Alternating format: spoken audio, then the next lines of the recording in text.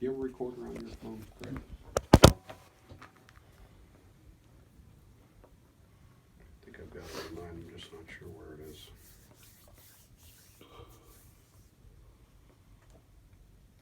I just use the video portion to light it. That's what I'm gonna do. I'll just lay it down and Oh, okay. it'll be looking at the table, so it'll be black, but we'll have the sound. Okay, yeah, we'll do yours instead. Bear with me, I have a new phone. I have an old one and still don't know all. Okay. All right. We're recording. Okay. I'll just keep an eye on it. I'll stop you if it. Well, let's do this. First of all, let's at least account for who's in attendance here and the time and location and so forth, just for our own benefit, so we understand who we are. This is Mark Loverack, Vice President of Reinsurance with the Illinois Mine Subsidence Insurance Fund.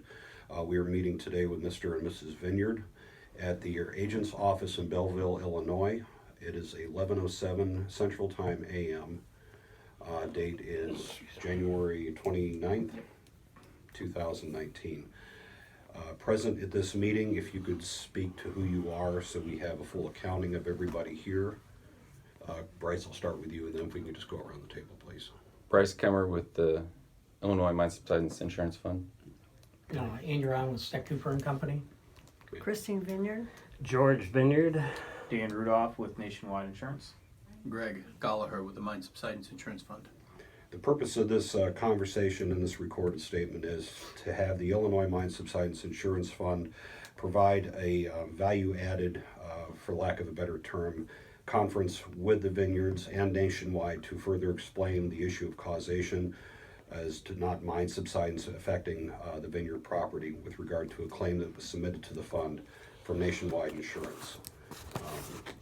Dan, if you want to fill in any additional information or additional comments, I'll just go ahead and have Bryce go ahead and proceed I'm with fine right now. Okay. Bryce, go ahead. Thank you. Okay, so I'm going to explain mining, mine subsidence, and damages we see during mine subsidence. Then we'll go over some of the survey data that we collected. So, as I said while I was there for our first visit, you are under mine. It was the Consolidated Coal Company, the Sherman Mine. They were at a depth of approximately 130 feet plus or minus. They operated from pre-1882 to 1905. And the thickness of coal was 6 to 6.5 foot thick. So I'm going to do a little drawing here because I didn't bring my little paper that I usually have. So this is the coal seam, 140 some foot below the surface. So if your house was up here, the miners came in, they mine out a block of coal, and then they leave a pillar. Pillar is just coal that they leave in place. Mine out a block of coal, leave a pillar. So on and so on and so on until they got too wide, the setback, set over, and go at it all again. In these rooms, you would find props, cribbing, posts, stacks of rocks maybe. All that was meant to do is keep the first few feet of rock from falling on the miner's head. The overall stability of the whole mine comes from these pillars that they leave in place. So for whatever reason, we have pillars or a pillar that fail. Maybe they weren't sized correctly. Maybe they've deteriorated over time. Maybe they've punched into the floor, kind of like your foot stepping in mud. Your foot pillar goes down, everything comes out into the openings, or the pillar collapses into the openings if they weren't sized correctly or if they have deteriorated. And then everything up above now comes to fill in this newly opened void that's below. In the center of this, that's how you get a sag type mine subsidence, which is what we would expect to find at your depth of mining around your property. At the center of the mine subsidence is what we call the compression zone. Everything in here is being compressed in and sinking straight down. Damages tend to be catastrophic. Basement walls can be pushed into failure. Hard improvements such as your sidewalks could be propped up against each other. And it tends to be a smaller area compared to the overall it's a smaller zone compared to the overall event. Right outside of that zone is what we call the maximum slope zone, or the tension zone. Everything here moves down and in toward the center of the mine subsidence. The closer you are to the center, the faster it is you move down and in. Damages tend to be severe. You could have tension cracks show up in your walls. They tend to appear around windows and doors. Get a lot of tilt in your structure. Tilt is the unlevelness, and it will be pointing toward the center of the mine subsidence. Right on the edge of that zone is, if we're going to find them, is where we find ground cracks or tension cracks in the ground. They tend to fill in pretty quickly in grassy areas, so you may or may not see them. And then outside of that zone is what we call the fringe tension zone. Damages here tend to be slight. It's very, very slight movement of being pulled in toward the center of the mine subsidence. Damages tend to take a while to accumulate to anything that is measurable. So if you are in that zone, it takes a while to verify that it takes a while to verify that you're being affected by mine subsidence. So we were at when I came out in December, and then in And then May.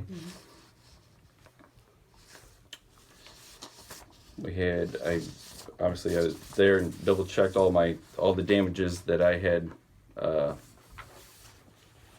documented. I had marked a crack down in your basement. that was additional, yeah. Yes.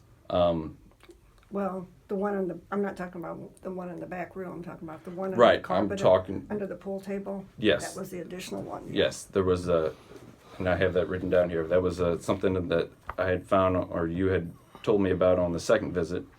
There was the crack in the wrinkle in the carpet, which we assumed was the crack in the floor. Right. The bathroom, I wasn't able to get in the first time because your dog was in there. Right. So I can't speak for additional damages in the bathroom. The crack is bigger now in the ceiling.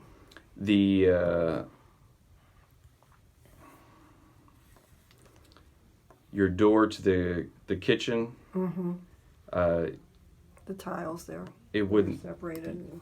Well, the door, you said it wouldn't stay open, or wouldn't stay closed, correct? Oh, right, right. But then on the second visit, Well, it's it back to it not now it staying now closed again. operated properly. Yeah, it doesn't now. The front door had a 1/2-inch gap on the north side, and when I was there on the second visit, it decreased to a 3/8-inch gap.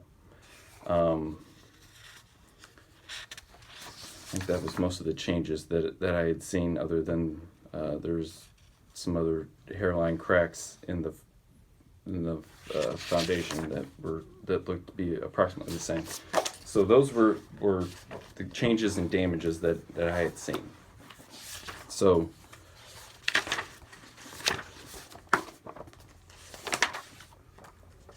we had set up our survey line.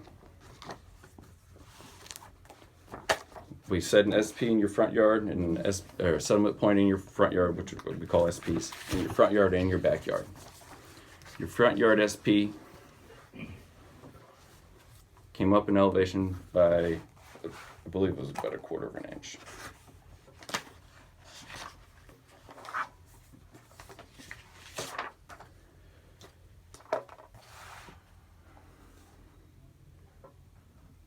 SP1, yeah, it was right at just above 1/4 inch. So is that survey line based on the roof line, or is that on the ground itself? What is that based on? Our survey, we've set up a benchmark line, which I have a map of it in here.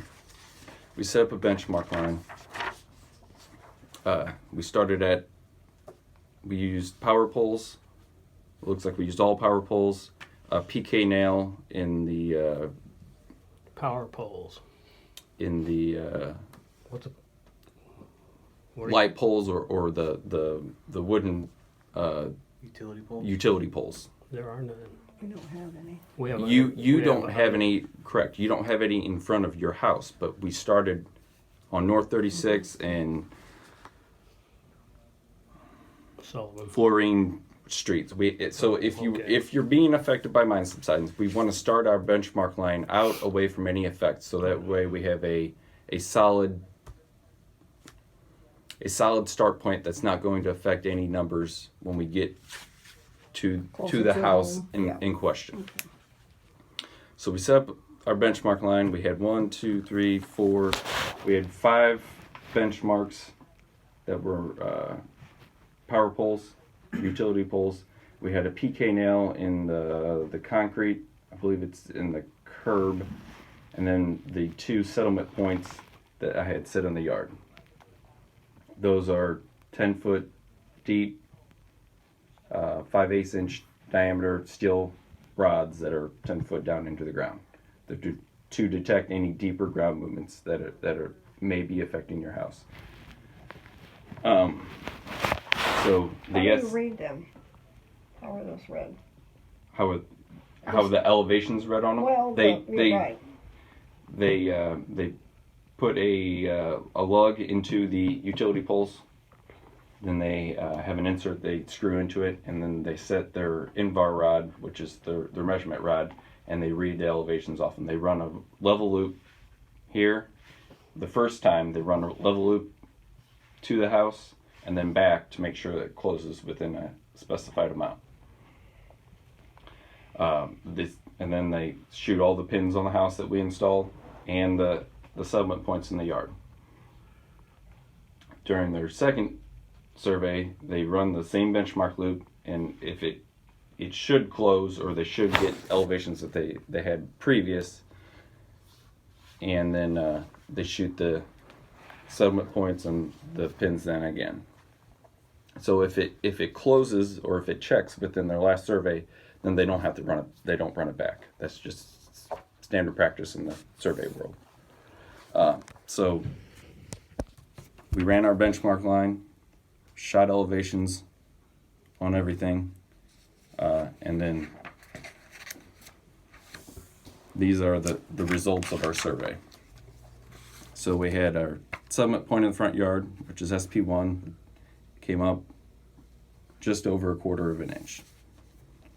Or settlement point 2 in the backyard came up right at 1/4 of an inch.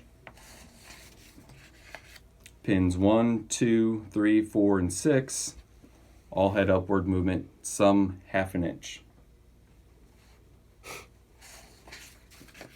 Point 5 had upward movement of 15, 30 seconds, so just under 1/2 an inch. Okay, so when there's upward movement, what does that mean exactly? It means that, well, let me get to Okay. pin 7 had upward movement of 5/16. Pin 8 had upward movement of 7/16. So this is not a pin or anything, or an SP or any benchmark that was associated with your claim. This is a pin in a structure that is being affected by mine subsidence that is not at your house. As you can see, this is what a mine subsidence looks like. There's all downward movement. It's front end loaded. It happens. There's a lot more movement at the front end than there is at the back end. But as you can see, it subsides, comes down, and then it'll flatten out to where it has stopped subsiding. This is what mine subsidence looks like. There's not upward movement. Okay. There's not a cycle of my door now works but now it doesn't. Now it works and now it doesn't. That's not how mine subsidence works. Seems to me like if the house would sink, then the pins would go up rather than down. If the pins are in your foundation of the house, they would go down with the house. Well, they're on the walls. They're not in. the They're in foundation. your brick veneer and your foundation in the We only had We had 2 in the foundation and 1 popped out immediately within the first couple weeks. And that was on the southwest corner there. That one popped out. And then only 1 actually in the no, there were 2 in the foundation. There, yes. 8 should be in the foundation, in the actual foundation. Mm-hmm. 8 should be in the foundation, and I thought maybe 1 or 6 were in the actual foundation. There's only 1 on the basement wall. Okay. Well, the rest are in the brick veneer that rest on the foundation because Right, when they pour it, right. they have a brick ledge and they set the bricks on the actual Right. foundation. So it's going to follow whatever the foundation is doing.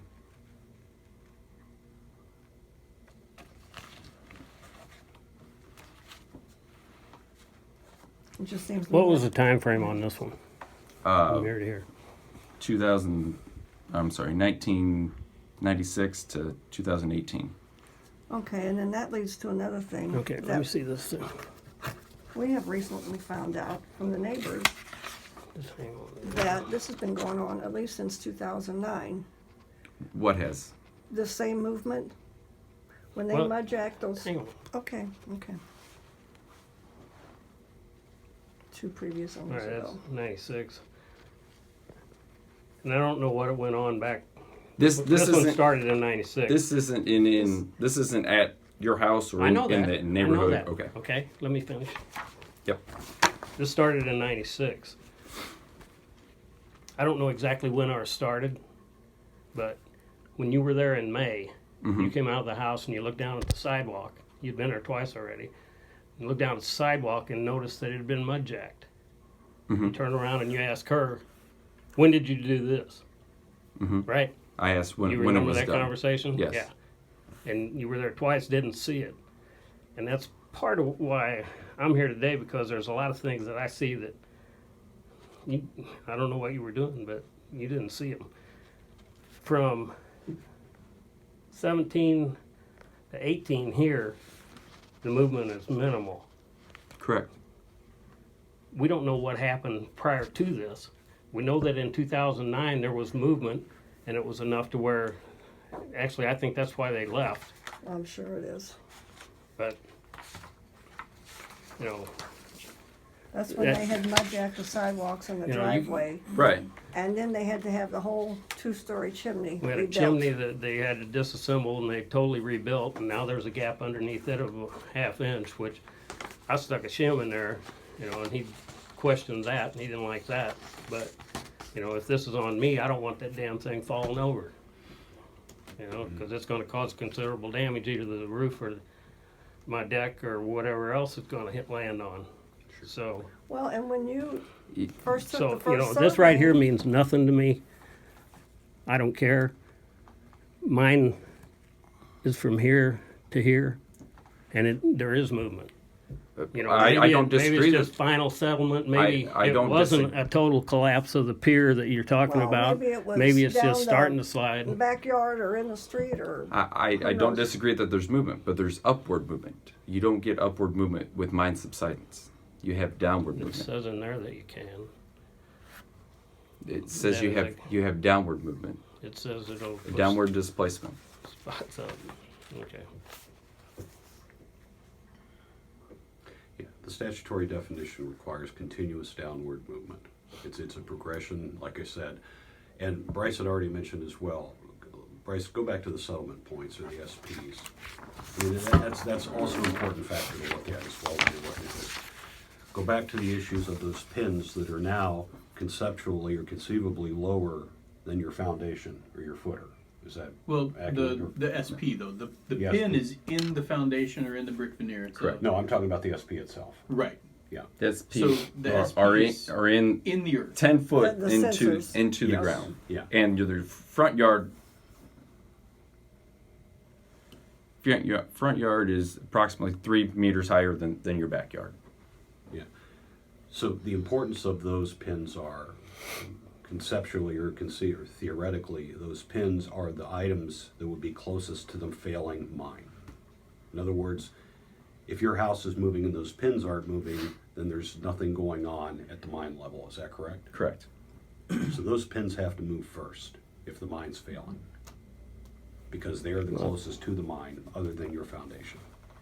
And you can see the results of those pins. Can I see your, S- can I see your SP2 drawing? You talking about my drawing here? Yeah. The street or? Yeah. Oh, that one, okay. Yeah. So if my house is here, there's minimal movement, but there's movement. But it's not Right. downward. I mean, something would be going down, especially the pins that we were mentioning in your front and back yard. The SPs. Yeah, those pins in your front and backyard, those would move if you had a mine failure. Up high on the shoulder of the sag, toward the perimeter of the sag, where the total vertical movement, total downward movement is less, we also see more tension effect. We would expect to see gap between a basement wall and a basement slab, or gaps between